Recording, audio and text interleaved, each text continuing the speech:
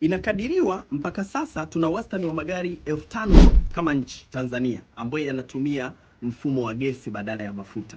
Kwa nini 5,000 tu? 5,000 ni magari machache sana. Sababu inawezekana ni nyingi, lakini sehemu ya sababu zinazotajwa, kwanza ni uchache wa vituo vya kujazia gesi.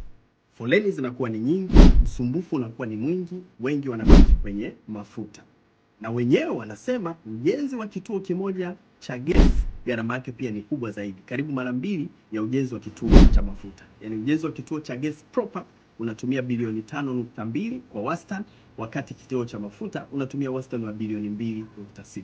Sababu nyingine ni za kwetu sisi wenyewe wenye magari yetu, kwamba mfumo wa kubadilisha, wakati wa kubadilisha pale mfumo kutoka kwenye mafuta kwenda kwenye gesi, pale unahitaji pesa nyingi kwa wakati mmoja. Mambo ya mitungi ya gesi na mambo mengine ya kiufundi yanahitaji pesa nyingi kidogo. Inawezekana hizo ni sababu ambazo zinatuchelewesha, ama pia kuna sababu nyingine za kibiashara zinahusika, labda mimi na wewe hatufahamu. Share, comment, like.